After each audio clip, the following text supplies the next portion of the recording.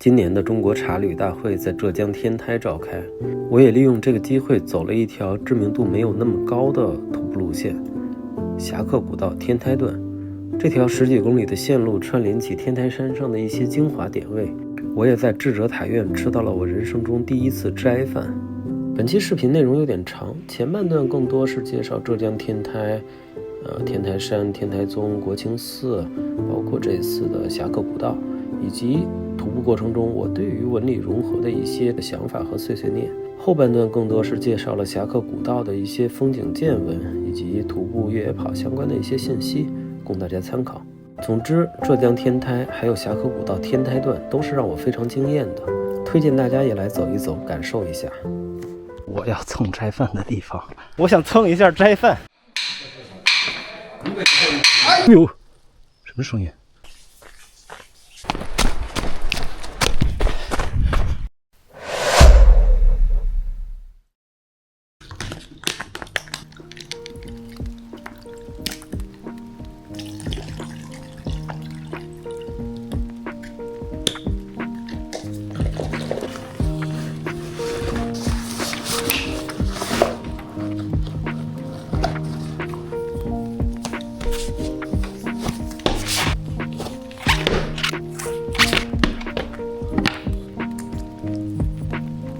这次出差忘带冲锋衣了，还好今天不下雨，这件外套应该也 OK。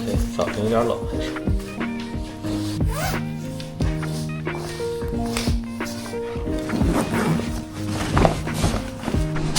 来一下早饭，这个香肠非常好吃，碳水也比较多。这是天台这边的那个小吃，叫什么扁什么东西？有点像炸馄饨，里面馅儿是很丰富的，各种各样的料。退完房了，开始徒步。现在是7点半，天上云雾缭绕的，国清寺应该是这个方向。真的，每次来浙江这边徒步呢，就觉得空气湿度很高，然后路面就很整洁。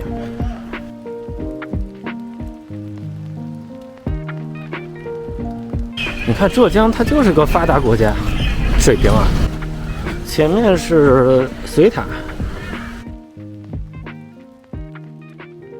就是我这次为什么来天台呢？是因为参加中国的这个茶旅大会，因为我也是中茶协茶旅委员会的委员，自己比较爱喝茶嘛，然后旅行这块也可以去做一些结合。第一次来天台，包括第一次来台州它就是天台县，包括天台山这边的天台山，它这发音念台，相当于28星宿的这个台宿，和其他地方的天台山，因为很多地方天台山它发音念台，就说形容它很高、很平嘛，所以叫天台山。但这边它是和星宿有关，所以叫天台山、天台县台州的台也是来源于这块。天台山这边有什么特别的呢？就是像佛教，它有一个中国本土的流派或宗吧，就是天台宗，就是发源于天台山这边的国清寺，也就是这次侠客古道天台段的这个一个比较起始的一个寺庙。这个寺庙就很出圈啊，它首先是5A级景区，但不收门票。然后寺院的僧众呢，每年都会去自己种水稻，自给自足，然后很开放、很包容。因为我其实这2天也在看一些天台宗的资料，它很有意思，我可以过会儿再讲，先一点一点说吧。就是这种云雾缭绕的乡村生活，我觉得应该是现在很多年轻人会向往的。就是很安逸、很宁静的生活。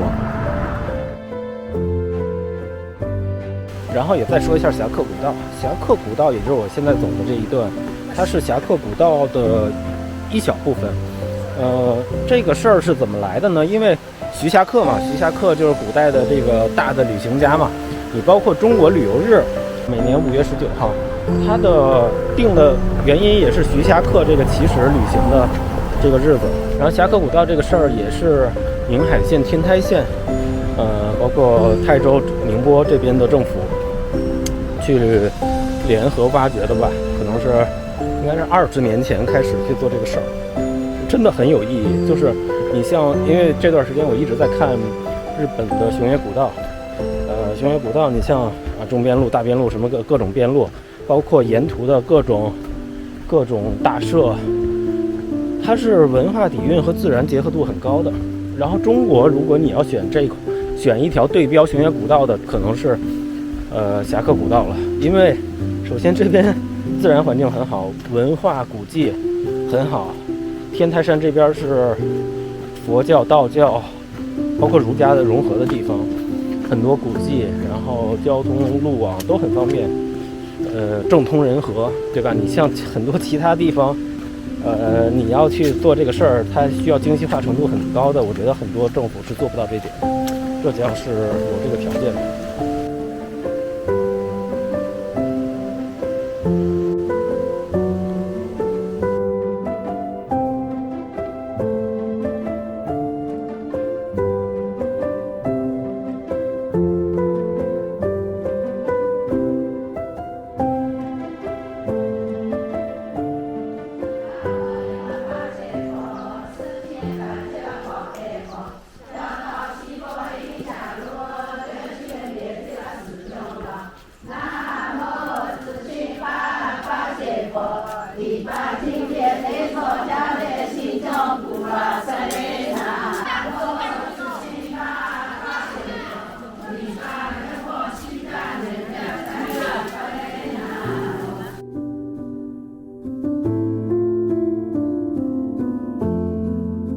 国清寺比较靠里的位置是智者大师纪念堂。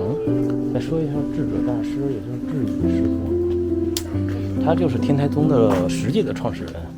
他是天台宗自己算的话算是4代，但实际上他是实际的创始人。天台宗它的主要的点就是说要去讲这个止观，止观就是讲究或者说教观，就是说你既要有这个静止的一面，也就是禅定啊这些，包括对教义的理解、哲学层面的，但与此同时呢，你也要有自己的想法，这个也就是观，这个观就是相当于自己的一些思考、智慧的东西。所以他就讲这个止观，包括圆融，圆融就是讲究，对吧？大千世界你要这个和谐统一啊。所以天台宗他会把这个大乘佛教的8宗，对吧？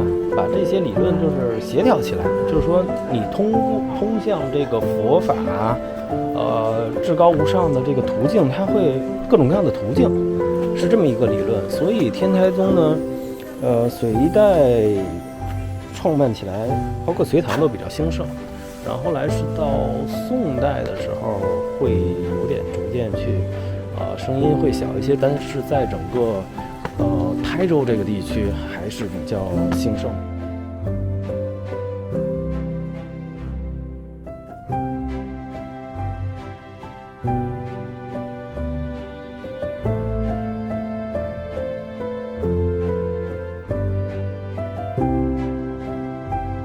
刚才遇到一个师傅，也和他请教了一下，就是像天台山这边，除了国清寺，现在比较旺盛的其他的天台宗的寺庙还有3个。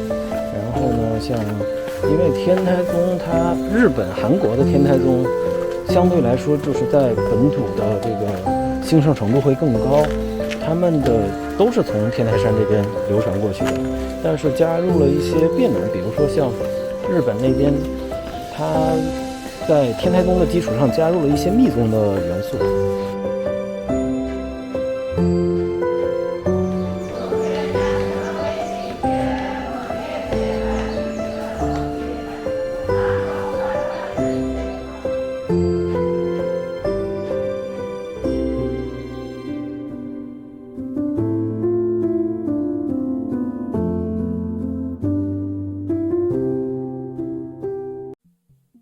咦，看见了，终于走上山的路了。硬化路面有点无聊，我是比较喜欢这种石头路。然后像我今天走的呢，应该是13公里吧，好像。我还是为什么刚才在国清寺没有特别逛？因为前面有一个智者塔院，智者塔院它是有斋饭，我想蹭一下斋饭。昨天已经短信预约了，然后它是需要发短信预约，没有微信公众号，没有电话，也不知道预约成功没成功。如果能吃上的话，说明这方法是可以的。然后这个路线呢，其实爬升下降都比较明显，就是前半段爬升，后半段下降。总的爬升好像700多米吧。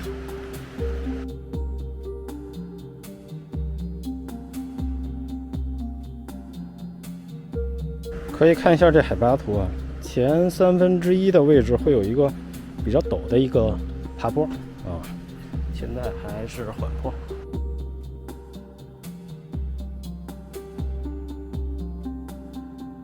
所以现在虽然是缓慢爬升，但是空气湿度很好，很舒适，就呼吸就很舒服。因为这2天在开中国茶旅大会，也了解到一些天台山这边茶呀、旅游的一些信息。就是天台山，它是刚才的国清寺是天台宗的祖庭嘛，然后天台山这边也是这个中国道教全真派下面有一个南宗的发祥地，所以昨天也去了桐柏宫不过这个现在的桐柏宫是新建的，但是因为修好像是3门水库，后来就是被淹了现在的规模也很大，就是也是政府比较重视这一块新修建的。所以天台山这个地方呢，佛教、道教还有茶文化。茶文化呢，这边是因为在华东地区属于一个偏高的位置，1000多米，然后品质都比较好。昨天我也去了那个葛仙的茶圃，那边也是有老的茶树，还有就是很上年头的那种杜鹃的野生杜鹃花。所以呢，你说天台它虽然现在就是个天台县，在台州底下，但它的历史文化的底蕴，它的饮食啊、风俗啊，就是各种各样的环境都是，我感觉它不像是一个县，是偏一个还比较发达的城市的这么一个感觉上市公司也不少。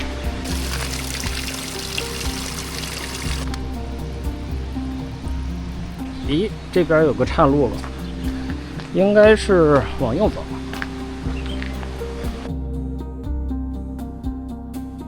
往右走的话是智者塔院和高明讲寺。智者塔院是我下一个目的地，我要蹭斋饭。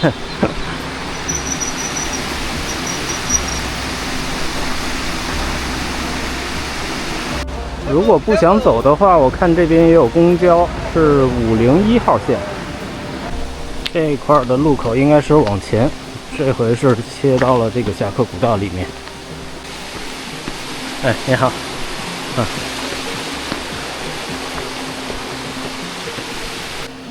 看高度图呢，前面应该就是持续的爬升了，会比刚才的陡一点，而且是这种山路图。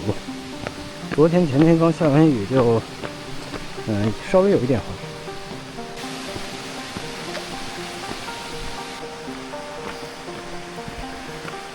因为前段时间在搜这个熊野古道，也说一下日本那熊野古道的感受吧。就是它官方的，无论是订民宿的系统，还是官方给的这个地图都是非常详细的，包括它的和日本的类似两步路的一个 app 合作，有那种很详细的轨迹点位，包括哪块能上厕所，哪块能有公交，标记的非常详细。就是日本人做这些细节做的就会很到位。我觉得咱们这边就是类似，不仅仅是侠客古道啊，中国有很多，你像北京西边京西古道也是历史上很有名的古道，而且长度啊轨迹都很长，但是就是没有人去做这些。咱们是比较喜欢那种大而全的东西，但相反呢，很多小而美的东西其实是蕴藏了丰厚的架势。如果是观众啊，或者是观众的朋友，如果有文旅口的，可以去交流交流，或者大家就是来这边走一走，感受一下。我的感受是很不错的，虽然现在是比较漫长的爬坡石头路。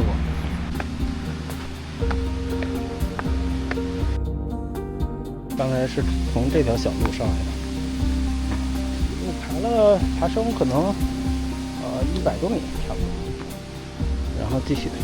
这个真的前1/3这块吧，就是这种纯的爬台阶步道，因为没有到身体线，所以就是会辛苦一些。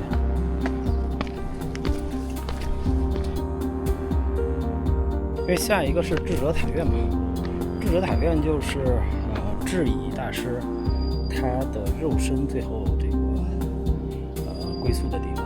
这是又是硬化的路面，它这边也有指示牌，唐氏之路小课步道，也有很多越野跑赛事啊训练的这个路标，就跟着路标走就行。这边也有小卖部，所以水的话可能一开始也不用带太多。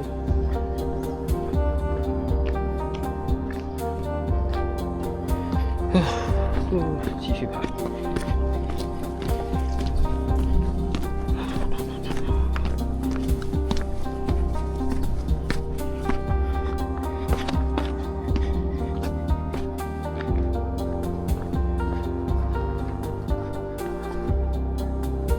岔路的指示标都还挺清楚的，下课步道。咱就说啥呢？你看，对吧？这已经是小山沟沟里了，小岔路口，政府也有这种路标，知道大家好多人是走什么唐氏之路啊、下课古道的，都会立一些官方的路标。这一点不说别的，不说北方，你说北京其实也很少。细节，我觉得江浙这边的大家一些细节小事会做的让人感觉很舒服。这一点我觉得很多政府可以去学习学习。不知道能不能拍清啊，就是这边就是雾蒙蒙的，所以现在就是在云层里面，湿气很重。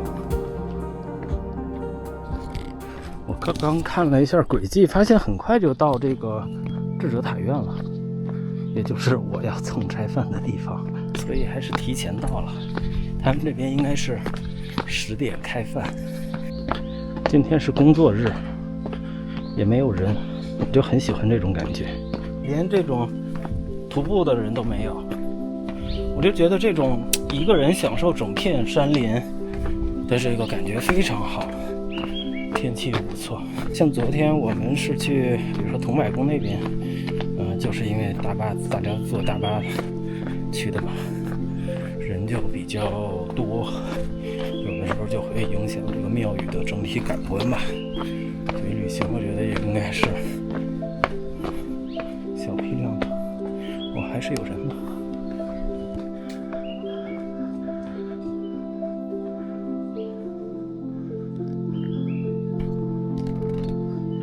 这是日本种的吗？因为像比瑞山那边就是日本天台宗的一个祖庭，我估计也是这个日本过来回来认祖了，就也建种这个塔吧。这是我估计啊，因为他写的比瑞山开创1200年的一个纪念。在智者塔院这边还是碰见人的，我估计全是想蹭斋饭的。真觉讲死呢，就是智者塔院。斋饭是10点是吧？好像是啊。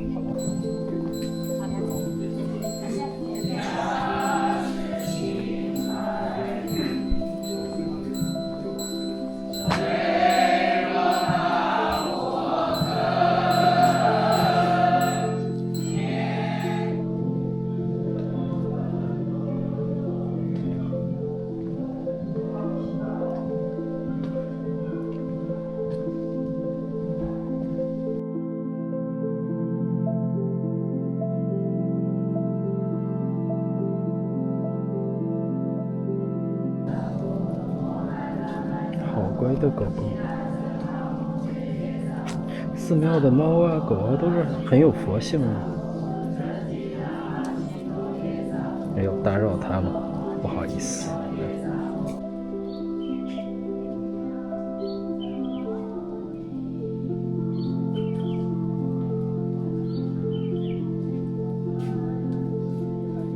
就是现在在那个智者塔院这个院子里，听着一些信徒信众在这诵经，就感觉时间过得很快，因为我是9点左右到的嘛，现在已经快10点了。就是院子不大，但是很安静，听着这种经文的诵经声，就感觉时间是很没有那么重要了，内心会很平静吧。就是你看院子里现在站的一些人呢，大家我觉得也都是，就是站在这里听着诵经声，无论是自己思考呀，还是去感受这种氛围，就是感觉大家都是比较和谐统一的这么一个状态。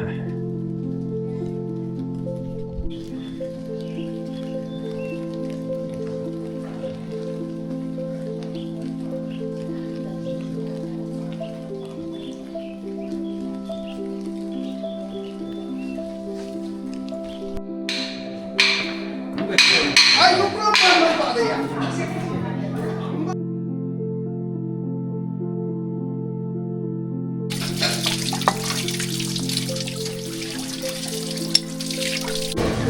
这是洗碗方法的介绍。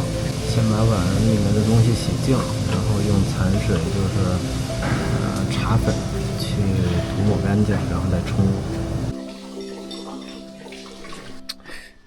吃完饭现在是云雾缭绕了。现在是吃了斋饭，又是休息了1个多小时，1个半小时吧，在智者塔院那边就等斋饭嘛，所以现在体力是非常充沛的。而且现在这一路呢，主要的爬升已经爬完了，剩下就是山体线，包括一些小的下坡，享受这个过程吧。哎，这个赛道有种越野跑的感觉。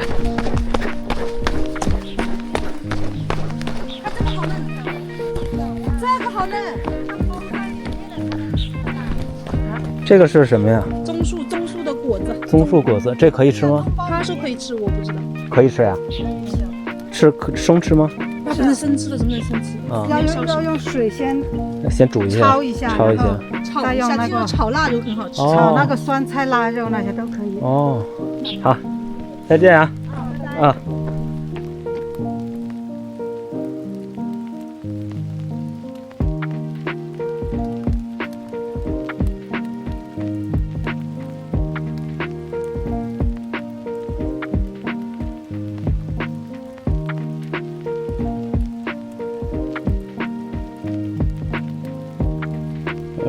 太平寺、高明寺，我这边还是有小卖部可以做补给。我先脱一下衣服，又热了。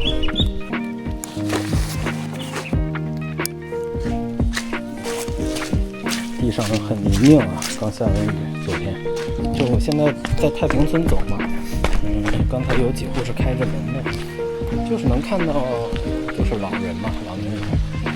但如果说你像政府能把这些线路开发成类似星云古道那种商业化，或者说有很多游客，那这些地方完全修一修，你像这种石头屋很有特色的，就修一修做成民宿，然后给这些地方的村民创造一些新的经济来源，对吧？留守老人啊，这些他们也会很开心吧，能有更多的人来陪伴。所以说呢，我们现在老是说刺激内需，发消费券或者什么的，基本上还是存量资产的博弈。但是现在的这个形势吧，应该是去做一些增量的东西。这个东西就得去靠很多新的创新啊，先做的人去探索，会有一些困难，尤其在现在大的形势下，不是容易做的事儿。但是，会有很多的机会，我觉得。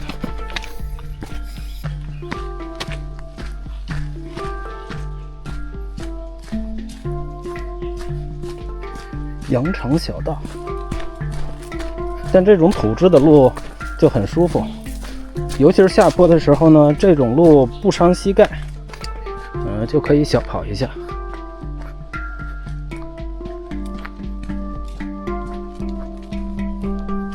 我发现我这条路走的还是有点偏离轨迹，相当于是少走了一些硬化路，走了点山路。这个也之前有越野跑啊、训练赛的路线，也是比较安全的。也来说一下，尤其是对于一些新手，陌生的地方，第一次走的话，就是尽量还是按照轨迹来，就会少很多不确定性。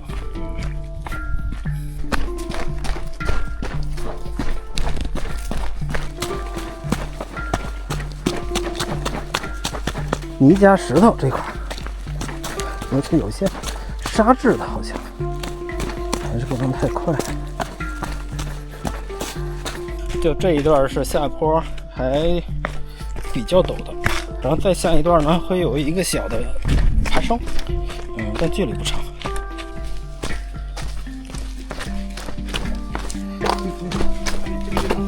有点滑，哎呦对。你也是走那个侠客古道是吧？哎，好，谢谢啊。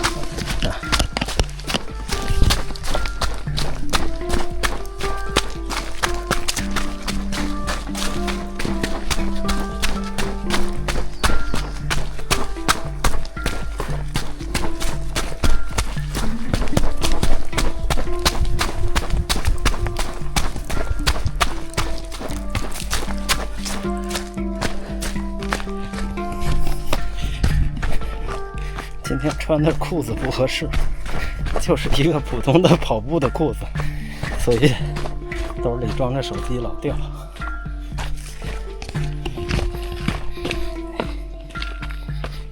哎呀，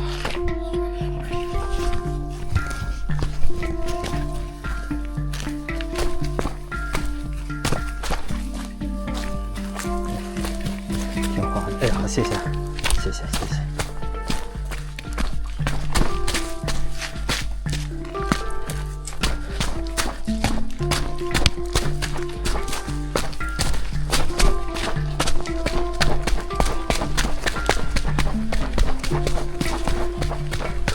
下坡一定要膝盖弯着啊，不能伸直，伸直的话很容易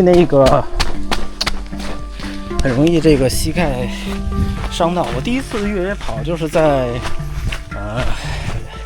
宁波四明山江南100，第一次跑我是跑110公里，已经完成了2/3或者3/4，而且主要的爬升已经完成了。但很可惜就是下坡，因为第一次没经验，下坡就是石板路下坡，老是一个方向用劲儿，而且那个腿是没有太弯曲缓冲，后来就有记忆液了。这一点就是有时候确实连续的下坡会比上坡还要难，但确实很刺激，因为你要眼力、脑力，还有你的脚的落点，要很快的去思考。然后这个东西就是往哪边走？哦，这边继续。山里面还是挺凉的，已经有点鼻涕了。在前面应该就是高明讲寺了。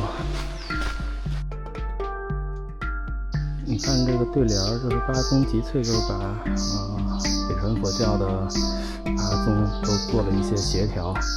然后3地圆融呢，也是天台宗的一个核心的点，但这个我没有理解，有高人也可以点化一下。我出来也才发现，这个高明讲寺，因为我看这字体，包括里面的这个字体，大雄宝殿的字体，挺特别的。出来才发现它是康有为书的。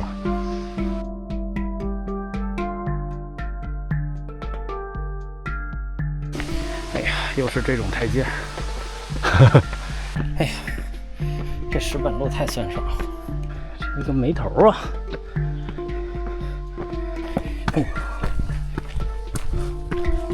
这山上的空气太好了，这些东西它没法往外运，就是它只能是这个地方会有这种湿度、空气的味道，带不走，这点挺可惜的。所以晚上的飞机回了北京又是那种当然北京的空气也是有味道的，就是不同的味道。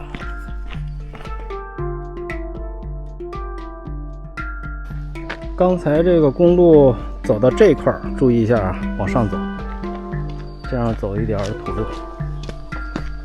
好，这边也有这个路标，如果路标还在的话，之后的朋友可以注意一下。哦，这个树林会更密一些，就是要弯腰走了，这个路更原生态。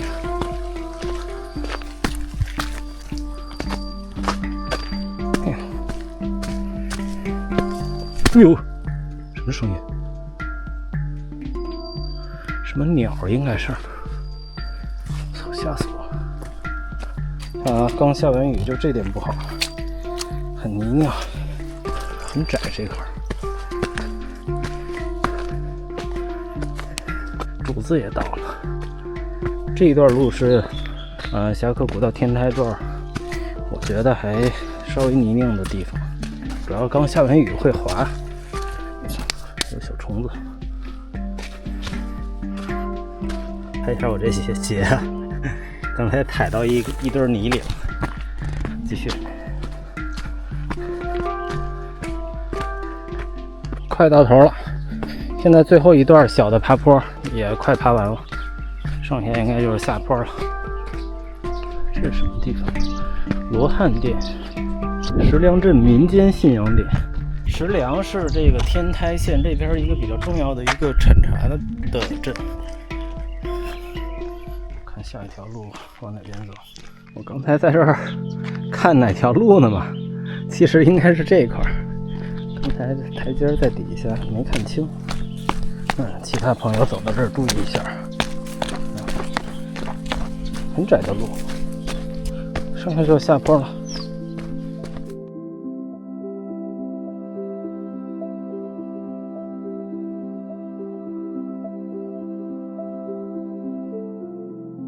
哦，对，我又想起来一个点，关于天台这边的，就是这2天开会的时候，天台这边的领导也提过，就是和合文化也是发源于天台这边天台县。然后和合文化呢，就是早晨的时候路过那个国清寺，它有一个就古代啊有一个和尚叫石德，他是天台宗的嘛。然后还有一个人呢叫寒山，寒山是半出家吧，就是儒释道啊这些都懂，所以寒山和石德呢，他们2个就非常投缘，就是互相探讨呀，这种友谊是比较深的。所以和合文化它的水吓我一跳，那是什么声音？然后和合文化呢，它就是说这种你不同流派、不同信仰的人都可以很包容、开放包容，大家去共存。所以这个理念呢，就是跟现在咱们讲的很多，对吧？这些词儿、这些话是很像的，它的中心思想啊。所以天台这边确实是比较多元并存的这么一个区域，挺好的。这种世界和平嘛。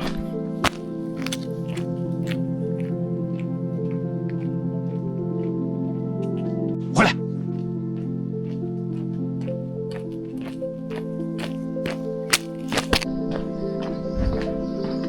小黑猫。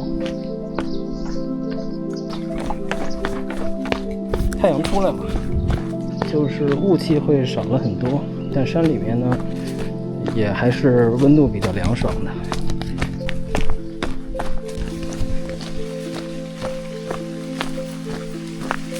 这种路就走起来很舒服，软软的，又是下坡。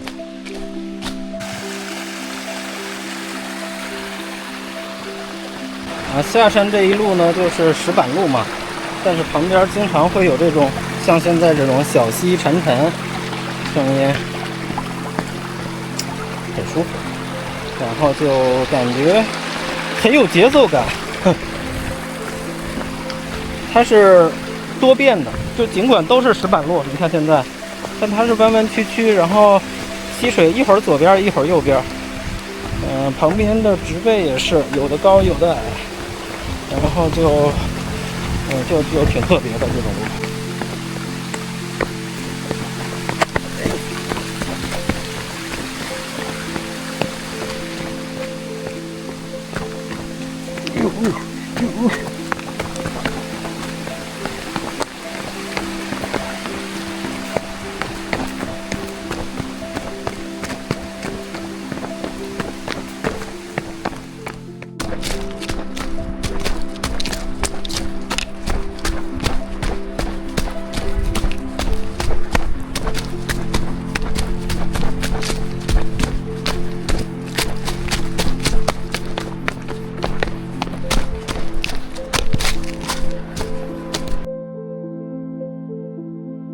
看现在的位置呢，已经快到山脚了，所以现在是12:48。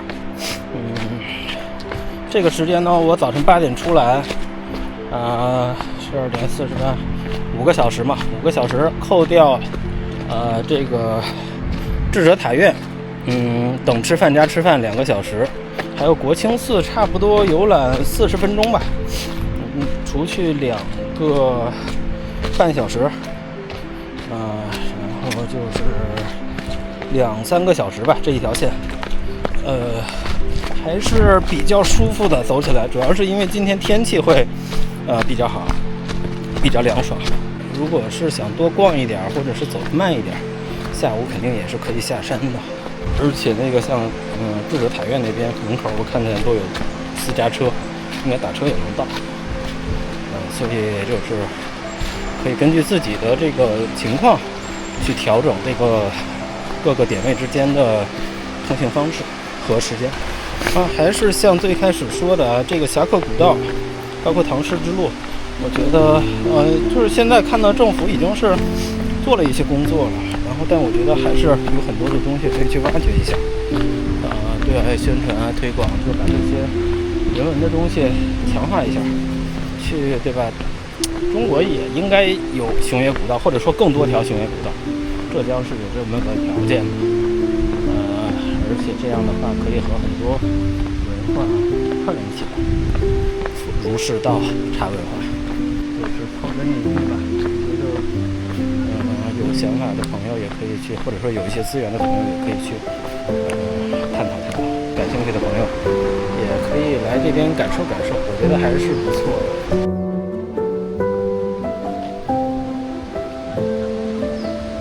再见了。